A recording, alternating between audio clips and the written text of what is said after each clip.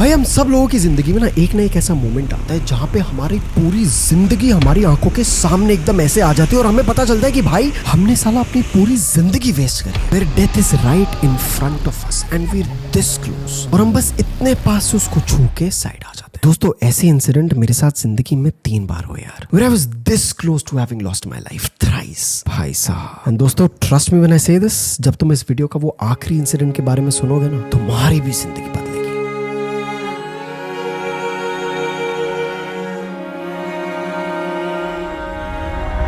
लो भैया आ गया, यहीं पे बैठ गया वापस।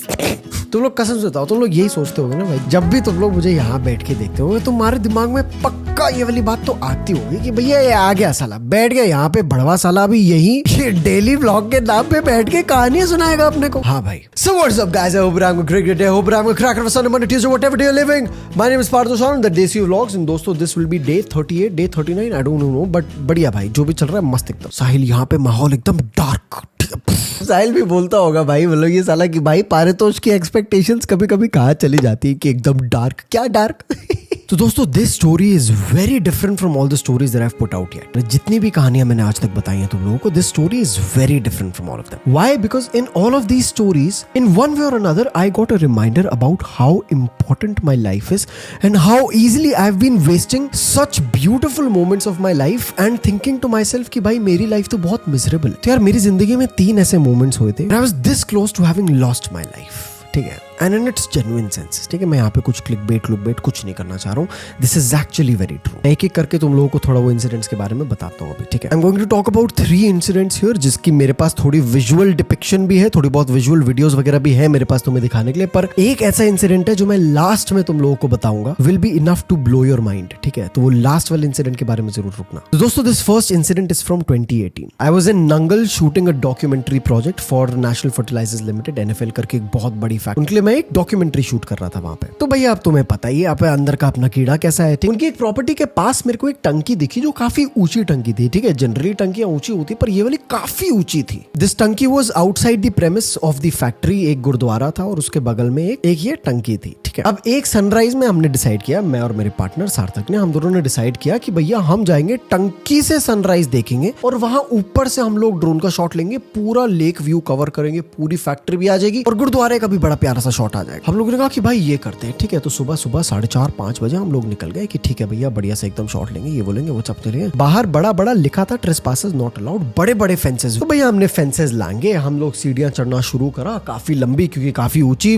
टंकी, काफी ऊंची थी, सीढ़ियां काफी बड़ी थी। हमने एक एक करके सीढ़ियां भी चढ़ना शुरू करा। तो बगल से 2-3 बंदर आए और उन्हें खी की आवाज करके एकदम उन्होंने आवाज करी और वो चले गए। हमने कहा कि भैया ठीक है कोई बात नहीं, अभी ऊपर चलो आराम से, कोई दिक्कत नहीं है। हम भाई ऊपर पहुंच गए, ऊपर बैठ के अपना ड्रोन निकाल के सेटअप कर रहे थे। तब उसके बाद हमें नीचे से थोड़ी आवाजें आई आंटियों की। अब भैया टंकी इतनी ऊंची थी कि हम लोग साला समझ ही नहीं पा रहे कि आंटी बोल क्या रही है। ठीक है, आंटी कुछ तो चिल्ला रही है, बहुत तेज चिल्ला रही है, मतलब ऐसा कि आंटी खुद पैनिक कर, और हमें समझ नहीं आ रहा है कि यार साला आंटी नीचे से रह के क्या चिल्ला रही है। हमें लगा वही बोल रही होगी कि भाई नीचे आ जाओ, ऊपर मत रुको, ये वो है। ठीक है, अब जैसे आंटी चिल्ला रही थी वैसे हमें एकदम मतलब थोड़ा आसपास सराउंडिंग का साउंड थोड़ा बढ़ने सा लग गया, पता नहीं मतलब समझ नहीं आ रहा था। सुबह के 5:30 बज रहे हैं, तो इस समय लोग ज्यादा जगते नहीं है, फैक्ट्री भी इस समय बंद रहती है, ये आवाजें किधर से आ रही है इतनी ज्यादा, हम लोग उस समय डिसाइफर नहीं कर जा रहे थे। पर भाई एकदम से ऐसा हुआ कि हमें हमारे सर के ऊपर जो मतलब हमारे पीछे टंकी की वो दीवार है और उधर वो टंकी ऊपर थोड़ी सी खत्म हो रही है। ठीक है, हमसे मतलब लगा लो 8 फीट ऊपर टंकी खत्म हो रही है, और भैया उसके ऊपर हमने देखे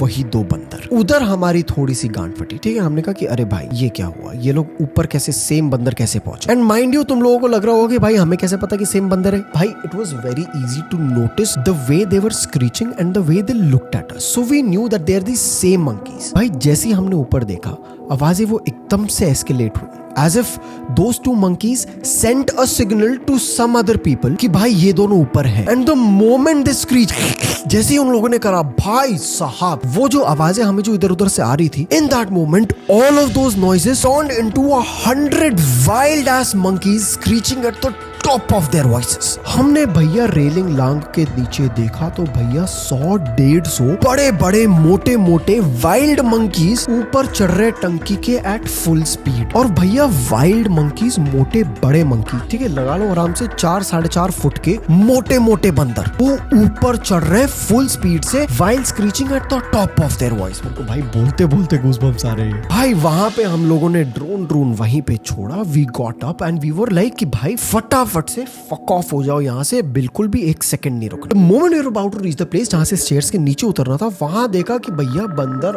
ऑलमोस्ट ऊपर तक आ चुके। भैया हमारे ऊपर नीचे से बंदर ऊपर आ रहे और सामने स्टेयर्स पे भी बंदर। Literally the only option that we had in that moment was to fucking jump.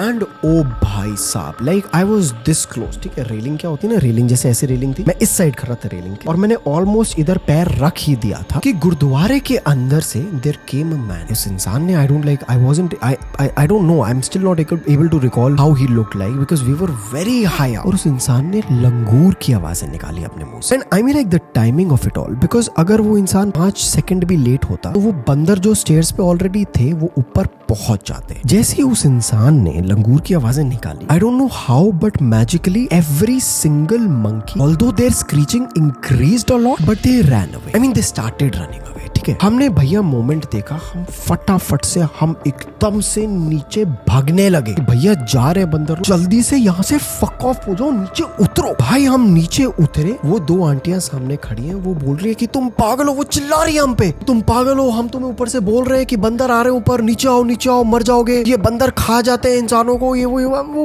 Proper वो उसमें थी। But they were panicking themselves कि भाई these monkeys they actually do bring damage to humans when they see people trespassing their own property. And bhai, we were extremely fucking traumatized in that moment because we had no clue what just happened. I mean, I was this close to have jumped from that donkey, ठीक है भाई। और वो भाई कुछ भी कर लो, उधर से नीचे कूद के तो मौत ही थी भाई, ठीक है। And that was shot right in front of my eyes, like those 10 seconds where I made that call where I'm going to jump, that was it, ठीक है। मेरी पूरी जिंदगी, वो बोलते हैं ना भैया कि जब भाई तुम्हारे एकदम नियर डेथ एक्सपीरियंसेस होता है, तुम्हारे आंखों के सामने तुम्हारी जिंदगी आ जाती है। मेरी आंखों के सामने वो जिंदगी आ चुकी थी भाई। इस साइड पे जब मैं ऑलमोस्ट अपना पैर इधर रखने जा रहा था, मतलब that 5 second gap between me putting that leg on the other side and that man coming and making those langur noises, I saw my entire life in front of my eyes. And रुको, ये बात मैं last में बताता हूँ भाई। ये story का एक क्लाइमैक्स है, ठीक है, एक बहुत मतलब एकदम माइंड फकिंग क्लाइमैक्स है, याद रखना, ठीक है। मैं बता रहा हूँ ये वाला, मतलब सारे क्लाइमैक्सेस में एंड में रिवील करूंगा, ठीक है। अभी on to incident number 2। Now this is from when I was in Bali. हम लोग बाली में थे 25-26 दिन के लिए। This is on the 24th और 23rd डे।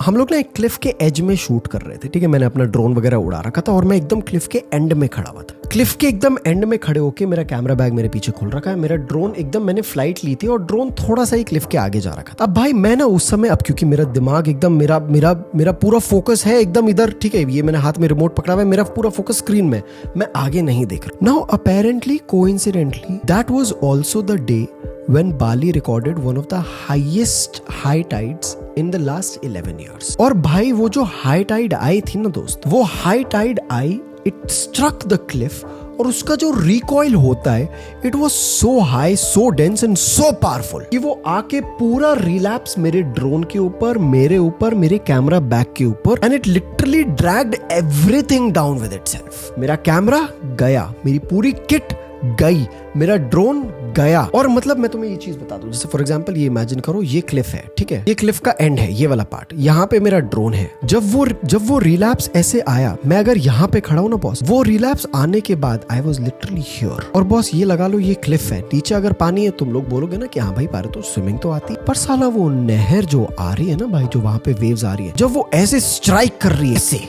भाई there is no fucking chance कि तुम्हारी बॉडी का एक सेल भी बचेगा जब वो उतने फोर्स के साथ पत्थरों के अगेंस्ट कोलाइड करेगा। पानी का फोर्स ना हम लोग अंडर एस्टिमेट करते हैं, हमें लगता है कि भैया पानी का फोर्स है क्या, इतना स्ट्रॉन्ग होता है बॉस पानी का फोर्स। ये था भाई incident number 2। Incident number 3, now this happened right after I came back from Bali, ठीक है। वहां पे कैमरा वगैरह सब गया भाई, ठीक है। अब वापस आके, क्योंकि अब पैसे भी खत्म, बाली से आ गए, तो मैं कमर्शियल प्रोजेक्ट से उधर उठा रहा था।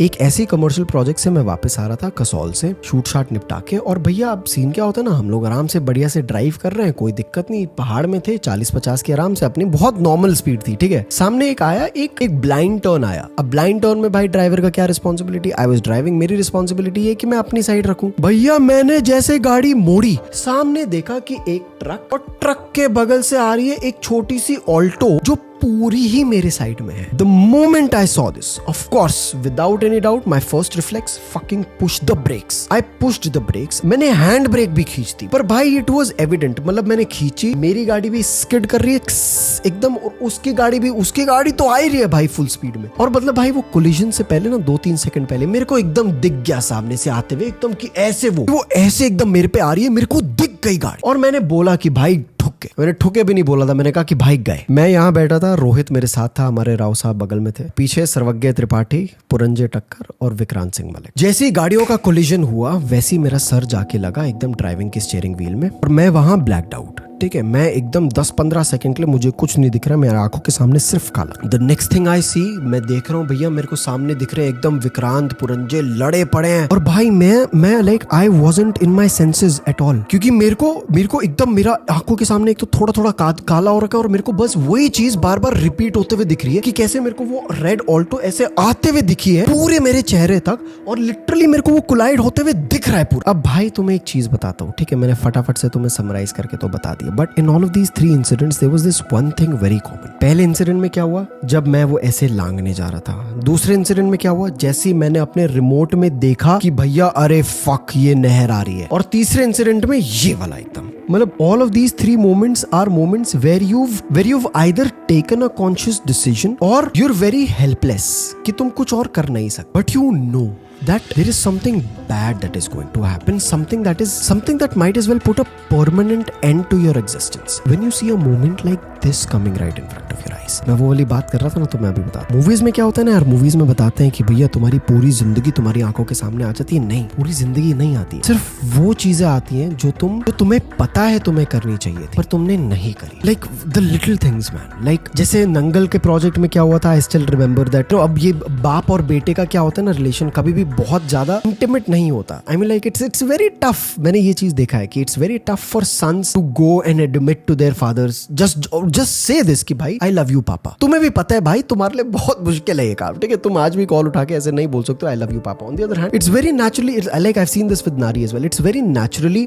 comfortable for them to hug their fathers, to kiss their fathers, it's to tell their fathers that they love them. It's very convenient for them, but for us men, for sons especially, it's very very fucking difficult. But in those moments, one of the major thoughts that I had in my mind was कि fuck dude, मैंने अपने बाप को आज तक I love you नहीं बोला यार। I have never been able to appreciate him for bringing me up the way he did and for giving me the strength that he's given. I've never been able to give him the credit for it. And the same goes for my mother. अब यही चीज sons की एक और आ जाती है कि हम लोग अपनी माँ से काफी कंफर्टेबल रहते हैं, और वो कंफर्ट कभी कभी आर्ग्यूमेंट्स में बदल जाता है, एंड वो आर्ग्यूमेंट्स कभी कभी डिसरिस्पेक्ट की ओर भी चले जाते हैं। और मेरे दिमाग में यही हो रहा है कि यार मैं चूतिया था यार, कि मैंने अपनी माँ को अनइंटेंशनली या इंटेंशनली कुछ भी सोच के अपनी आवाज हल्की सी ऊंची कर दी, या डिसरिस्पेक्ट कर दिया, या कुछ ऐसा बोल दिया जो उनको पसंद ना आया हो, या उनकी विल या उनकी चॉइस के अगेंस्ट कुछ ऐसा काम कर दिया जो मुझे नहीं करना चाहिए था। मतलब मेरे दिमाग में सिर्फ वो चीजें आ रही हैं जो मुझे पता है मुझे करनी चाहिए थी पर मैंने नहीं करी। मतलब all in all it was nothing but a big bag full of regrets where I was just saying कि भाई why the fuck didn't I do these things when I knew I should have done that. And this was so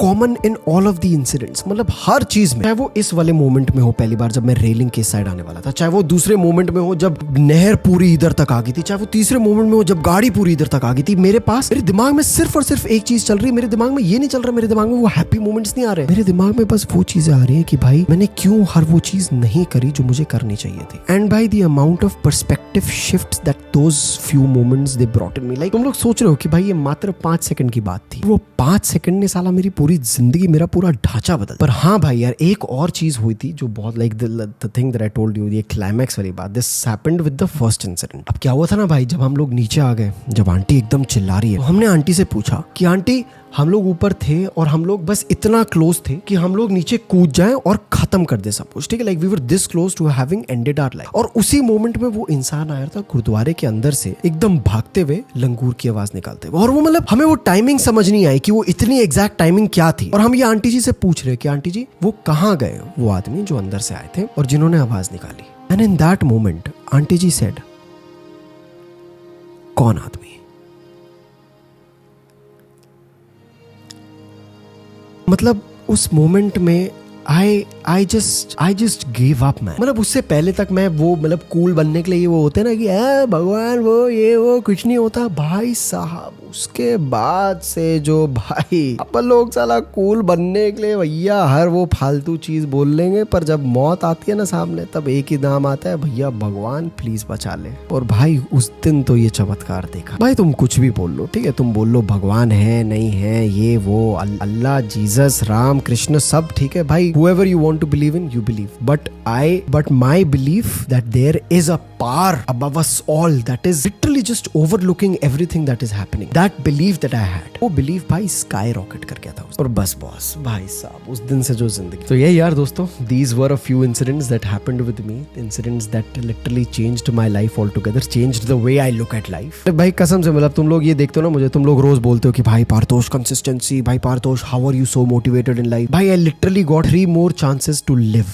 literally मतलब ये cricket matches में भी तुमने देखा होगा ना क्या होता है कि भाई जब बैट्समैन खेल रहा है उसका पहली बार कैच ड्रॉप हो गया, दूसरी बार कैच ड्रॉप हो गया, तीसरी बार कैच ड्रॉप हो गया, और अगर वो उसके बाद भी साला सेंचुरी डबल सेंचुरी ना बनाए तो it's literally life, it's literally that innings being put to waste. और मैंने यही चीज भाई अपनी लाइफ में वो करा कि भाई मेरा पहली बार कैच ड्रॉप हुआ, दूसरी बार तीसरी बार भी कैच ड्रॉप हो गया, तो अब तो साला मैं भाई ट्रिपल सेंचुरी ठोक के ही निकलूंगा साला यहाँ से। तो बढ़िया भैया तुम लोग भी सपोर्ट करो क्योंकि अपनी ट्रिपल सेंचुरी तो अपने ठोकनी है भाई, ठीक है, कुछ बड़ा उखाड़ेंगे पर साथ में उखाड़। With that being said, thank you so much for watching this video. If you all liked it, if you are watching till this point, thank you so much. भाई honestly saying, I really love these little moments that we have with each other, जहाँ पे मुझे बैठ के यहाँ पे कहानियाँ बताने को मिलती है, and I really hope that you all enjoy these moments as well. But anyway, that being said, I'm gonna see you all tomorrow, and until then, you know what to do, you know how to do, you know how often to do it. Make sure you all are doing it more often. Smile.